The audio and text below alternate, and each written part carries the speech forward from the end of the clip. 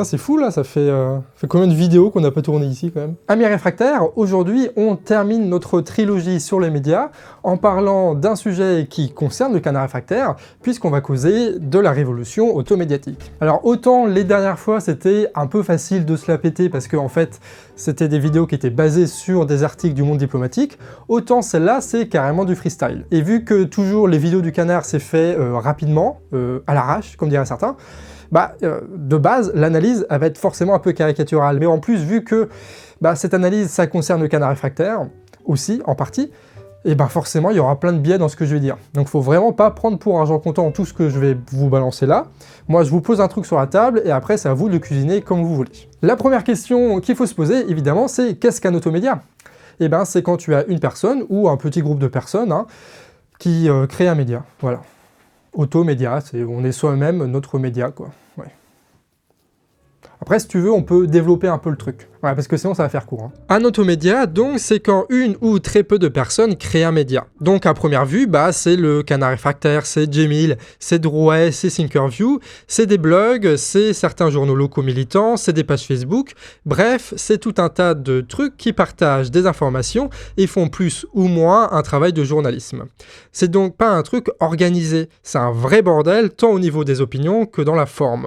On retrouve littéralement de tout et c'est donc un peu la galère de généraliser ça sans être grossier. Donc ce qui est intéressant, c'est pas forcément parler d'un automédia en particulier ou de l'automédia, mais plutôt de s'intéresser sur ce qu'on va appeler ici les mouvements automédiatiques. Des mouvements qui n'apparaissent jamais par hasard dans l'histoire humaine. Un mouvement automédiatique, c'est quand tout d'un coup, t'as plein de petits médias qui se créent. Et on va s'intéresser à deux de ces mouvements. Le premier qui est né au milieu des années 2000 avec les sites web comme Arrêt sur Image, Reporter ou encore dans une autre mesure Mediapart.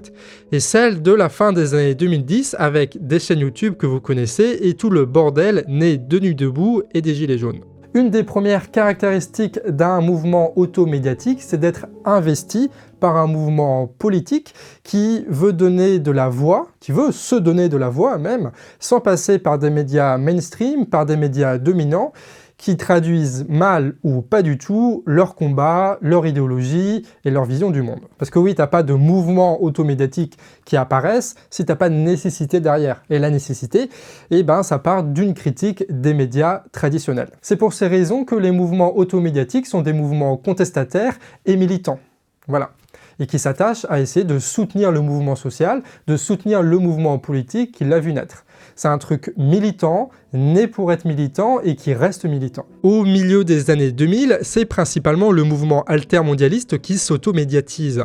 C'est un moment particulier où la gauche se détache totalement du PS, enfin presque totalement, et où les luttes écologiques se diversifient et se radicalisent. 15 ans plus tard, c'est le mouvement populiste qui sort ses caméras pour filmer Nuit debout et surtout les Gilets jaunes. Des mouvements indépendants des vieilles structures partisanes qui créent ses propres codes, ses propres symboles et qui est donc à la recherche de ses propres médias. La deuxième grande caractéristique d'un mouvement automédiatique, c'est qu'il naît à un moment précis où la technique permet théoriquement à une personne de rivaliser face aux très vieilles structures médiatiques. En gros, c'est grâce à la popularisation des sites web et des blogs qu'une poignée de personnes a pu rivaliser avec les journaux. Et c'est avec l'apparition des réseaux sociaux et la banalisation des caméras qu'on a eu l'opportunité technique de créer des médias qui pouvaient concurrencer la télévision. Ces techniques permettent de s'émanciper de l'énorme investissement dans les moyens de production médiatiques que sont l'impression, la télé ou les salles de rédaction.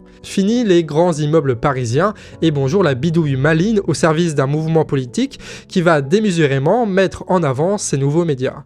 Ça permet donc de se libérer de l'actionnariat des milliardaires, de l'organisation d'entreprises et des réseaux de la bourgeoisie. L'ancien modèle médiatique devient alors peu rentable et commence une longue transformation dont on a déjà discuté dans une précédente vidéo. Ce qui fait qu'on ne peut pas dissocier le mouvement automédiatique du mouvement politique qu'il a vu naître et de la révolution technique qui a permis à ces automédias de se construire et de concurrencer les médias mainstream. Et si on reprend nos deux exemples, vu qu'ils sont nés de mouvements politiques différents et avec une évolution technique différente, on se retrouve de facto avec deux choses qui sont structurellement très différentes. Si on reprend notre exemple avec les altermondialistes, on peut déjà remarquer que ce mouvement est très marqué sociologiquement, en tout cas bien plus que certains mouvements populistes. Et surtout, quand tu fais un article de gauche altermondialiste sur un vieux blog qui est très mal référencé, pour y avoir accès, pour avoir envie de le lire, pour trouver ça intéressant, eh ben, il faut quand même beaucoup d'étapes, beaucoup de caractères sociologiques différents qui font que eh ben, c'est pas n'importe qui y va. C'est pas n'importe qui. Et encore plus quand on se pose la question de savoir qui est capable d'écrire ce genre d'article, de fournir un travail journalistique, d'avoir la prétention de le faire, et surtout d'avoir accès au réseau suffisant pour que ton blog qui est vu par personne soit soudainement vu par suffisamment de monde pour créer une entreprise médiatique avec ça. Parce qu'à l'époque, il n'y avait pas vraiment Google, il n'y avait pas vraiment les réseaux sociaux qui faisaient que un petit truc un peu malin arrivait à être viraux. À l'époque, il n'y avait pas trop ça. Il fallait passer par les mails, il fallait passer par le bouche à oreille, il fallait passer par des circuits militants qui sont alors à l'époque très codés, très marqués à gauche, et donc il fallait suivre certaines règles en fait. Bref, ce n'était pas tout le monde qui pouvait avoir accès ou qui pouvait créer ces automédias, même si techniquement il y avait la possibilité, dans la réalité c'était très marqué. Pour ces raisons, la création de ces automédias dans les années 2000 a eu lieu dans ce qu'on pourrait appeler, avec plein de bienveillance, la bourgeoisie de gauche, qui a répété les schémas médiatiques traditionnels, avec un rédac-chef puissant, qui est un journaliste de profession, qui crée une équipe de rédaction en chopant des camarades parisiens, et le tout avec un financement par abonnement, histoire d'avoir rapidement une bonne santé financière. Ces médias se démarquent par leur opinion, oui, mais surtout par leur capacité à produire un contenu qu'on va appeler à forte valeur journalistique. Avant d'être de gauche, Mediapart, c'est avant tout un putain de média d'investigation, qui relève carrément le niveau quand en face tu as du JDD ou du Parisien. Ce mouvement automédiatique s'est donc rapidement transformé en un refuge pour le journalisme qui s'est libéré par la technique de la pression des milliardaires. D'ailleurs, Wikileaks est aussi né d'une évolution technique majeure, celle de garantir l'anonymat qui a permis à des journalistes de créer un média historique. Avec en prime la plus grande valeur journalistique jamais concentrée dans une organisation, enfin sans doute, probablement une des plus grandes en tout cas.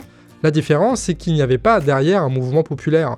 Wikileaks, c'était surtout un média pour les autres médias, ce qui les a laissés dans une belle merde quand Le Monde, Le Guardian et le New York Times ont trahi leurs principes et laissé crever Assange en prison.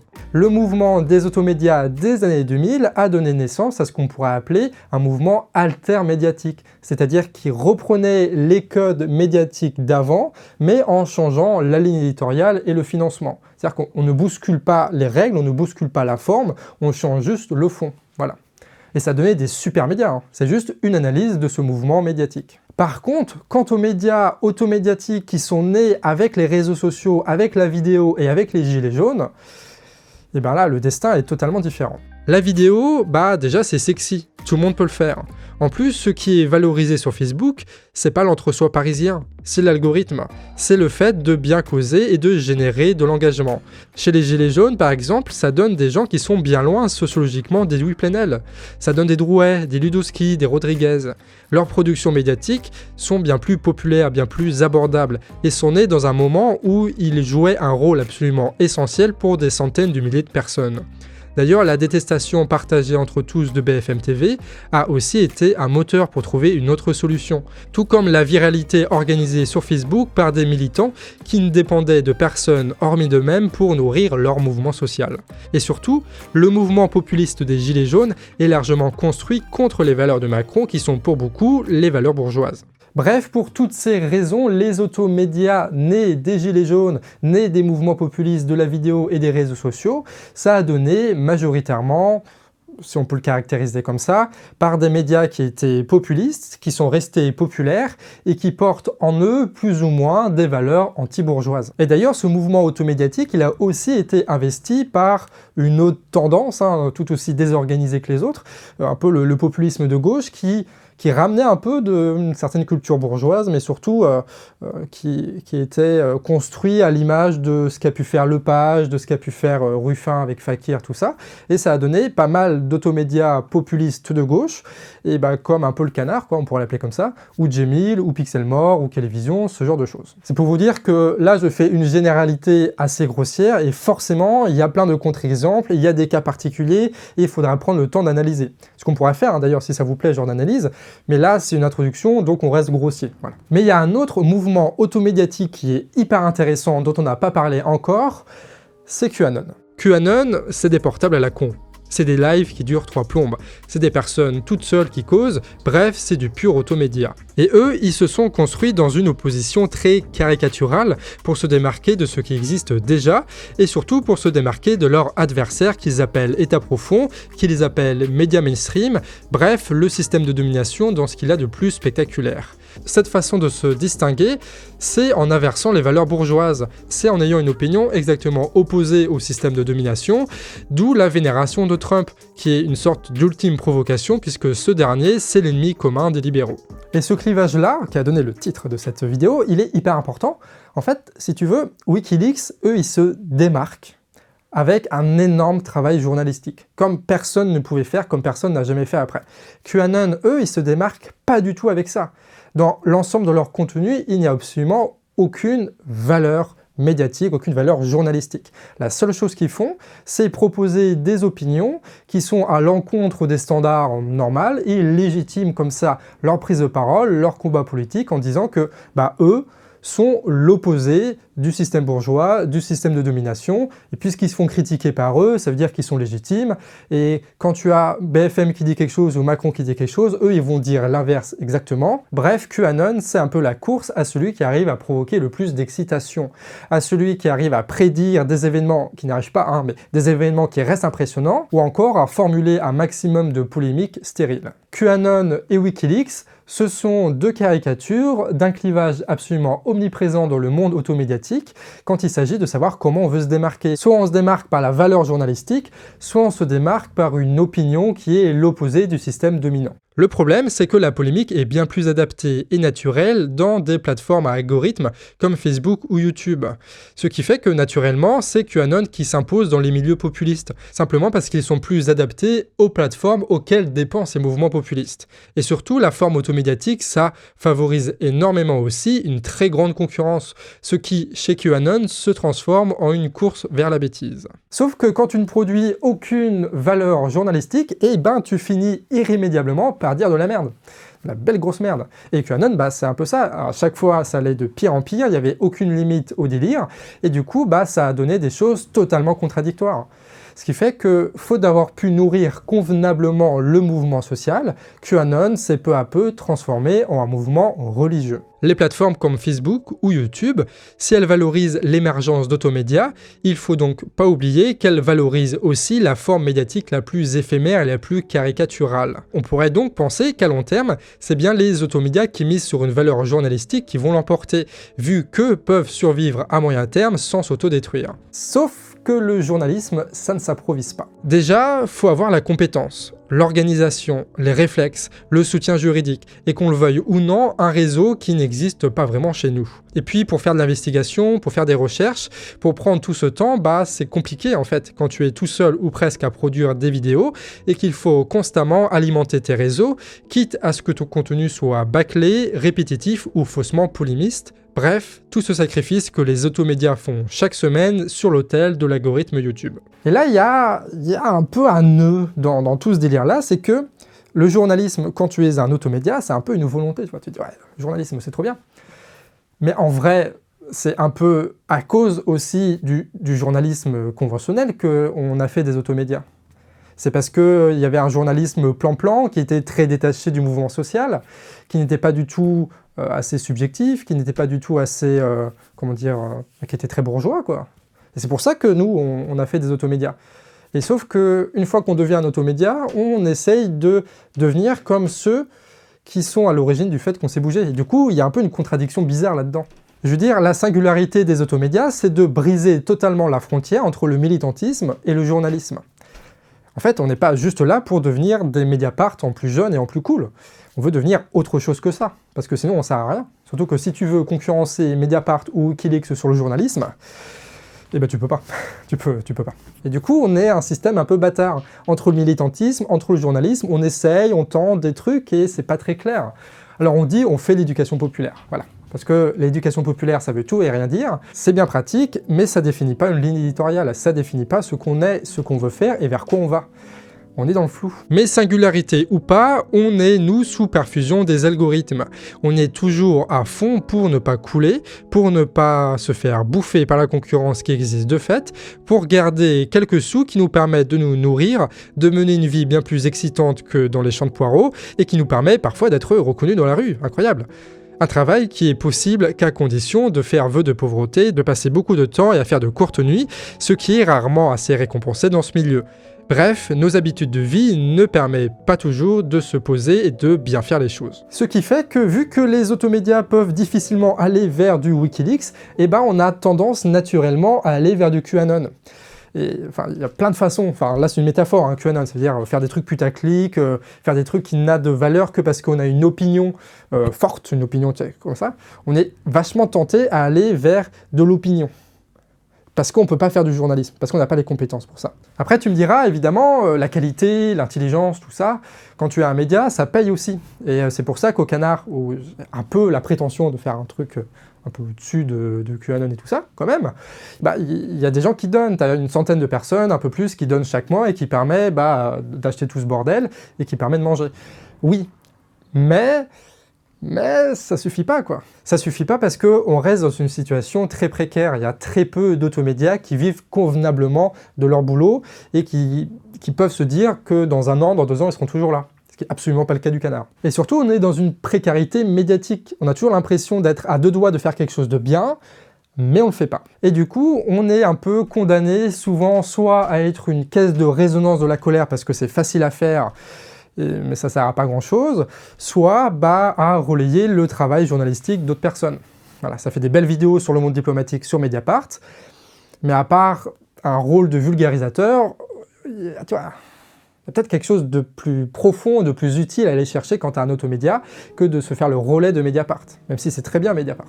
On est alors dans un entre-deux. On essaye de faire comme, mais on n'a tout simplement pas les compétences, les moyens et les réseaux des altermédias de la bourgeoisie. Et en même temps, on est influencé par les algorithmes, qui nous narguent avec les gros chiffres que font certains complotistes, qui même s'ils ne durent pas dans le temps, se renouvellent souvent. Ce qui fait que certains se rapprochent des uns ou des autres, que ce soit des gros médias de la bourgeoisie ou des QAnonistes, en fonction de leur opportunité et de leur valeur, histoire de gagner de la stabilité, quitte à perdre cette indépendance qui faisait d'eux des médias originaux. Si Wikileaks est inaccessible, si QAnon est totalement inenvisageable, et ben peut-être que la solution c'est d'arrêter de vouloir faire un mélange des deux, d'essayer de choper un peu de l'un et de l'autre pour faire une bouillie bizarre qui marche pas. Peut-être que la solution c'est pas l'addition, peut-être que la solution c'est pas le mélange, peut-être que la solution c'est la synthèse, c'est-à-dire le dépassement de ce clivage, le dépassement de cette caricature pour trouver une vraie solution, une vraie singularité, une vraie ligne de conduite, voilà, qui colle à nos envies, qui colle au mouvement social, qui colle à la technique qui nous collera à la peau de toute façon. Faire un truc véritablement utile, stable et pertinent. Donc un truc ancré dans le réel qui n'est pas uniquement basé sur la valeur journalistique, ou alors uniquement basé sur l'inversion des valeurs dominantes. Je sais pas moi, un truc genre basé sur la capacité à nourrir, à porter, à transformer, à représenter le mouvement social. Peut-être la capacité automédiatique à être la voix de ceux que les réseaux parisiens ignorent. La capacité à remettre en cause des habitudes, à mettre en mouvement, à transmettre de l'analyse politique dans une forme inaccessible aux autres altermédias. En gros, que les automédias, même organisés, même pérennisés, restent ce qu'ils sont, des porte-parole d'une contestation qui n'avait jusque-là aucun moyen d'expression. Bref, être utile aux gens plutôt qu'espérer être invité à des dîners mondains. Mais comme on a dit avant, les automédias sont le reflet du mouvement social qui les porte. Et au vu de l'agitation permanente de ce dernier, il faut parier dans ce qu'on pourrait appeler la maturité du mouvement social, qui, à force d'expérience, va naturellement soutenir ce qui le porte vers le haut. Il faut aussi compter sur la maturité des automédias, qui, à force d'expérience et de conversation, va se socialiser, va surmonter les défis de l'algorithme et la situation de concurrence naturelle pour trouver des formes d'organisation et de financement justement, qui va leur permettre de garder ces singularités. En gros, que les automédias soient vraiment indépendants et qu'ils affirment leur originalité, qui font toute leur pertinence dans le mouvement social, des automédias qui brisent l'entre-soi, qui agitent le monde médiatique et qui parviennent à toucher tous ceux qui sont en ce moment en mouvement. Les automédias, c'est un mouvement incontrôlable pour le pire et pour le meilleur, et qui va de plus en plus prendre de la force et de l'importance au vu des évolutions techniques. Mais le fait que les automédias soient l'avenir, ça va pas nous dire comment est-ce que tout ça va évoluer. Ça va dépendre, là encore, du travail des militants. Et donc, y a plus qu'à, hein. Et c'est là-dessus qu'on termine cette petite présentation du mouvement automédiatique constamment clivé entre Wikileaks et QAnon, et qui est en attente d'une synthèse qui ne serait tardée, et qui avance à chaque vidéo en plus qui est publiée sur les réseaux. J'espère que ça vous a plu, en tout cas, ces 3 vidéos sur les médias. J'espère que ça vous a donné quelques petites grilles, quelques petits moyens de réflexion pour essayer de comprendre un peu le bordel qui est en train de se passer. Comme je l'ai dit là tout à l'heure, cette vidéo-là, elle a été écrite très vite, tournée, montée, machin, enfin c'est comme d'habitude au Canard, donc évidemment il y a beaucoup de trucs caricaturaux. Évidemment, il y a beaucoup de trucs à redire, à corriger, et ça tombe bien parce qu'on aura l'occasion de le faire. Je vous dis pas quand, je vous dis pas qui, et je vous dis pas comment, mais on va lancer une émission qui va porter justement sur les automédias. On va inviter des personnes pour en discuter et pour essayer de prolonger les réflexions que je n'ai fait qu'introduire ici de manière grossière. Et n'oubliez pas aussi de partager, de liker et de commenter l'ensemble des vidéos que vous trouvez qui ne vous prennent pas pour des idiots, des trucs qui sont pas forcément putaclic, pour essayer de motiver un maximum les créateurs et les vidéastes à faire du bon plutôt que du beau. Parce que si l'algorithme YouTube préfère aussi les trucs putaclic, les trucs, enfin machin, c'est aussi parce qu'à la base, il y a plus de réactions par rapport à ça, donc il faut peut-être essayer de hacker le game et faire en sorte que des vidéastes qui n'entrent volontairement pas dans ces codes-là, pour essayer de faire du fond, soient eux largement récompensés par les actions que vous pouvez faire. Voilà, tout simplement. Je sais pas si c'est clair cette phrase. Elle était un peu longue cette phrase, non? Il est temps de finir. Des bisous et à la prochaine.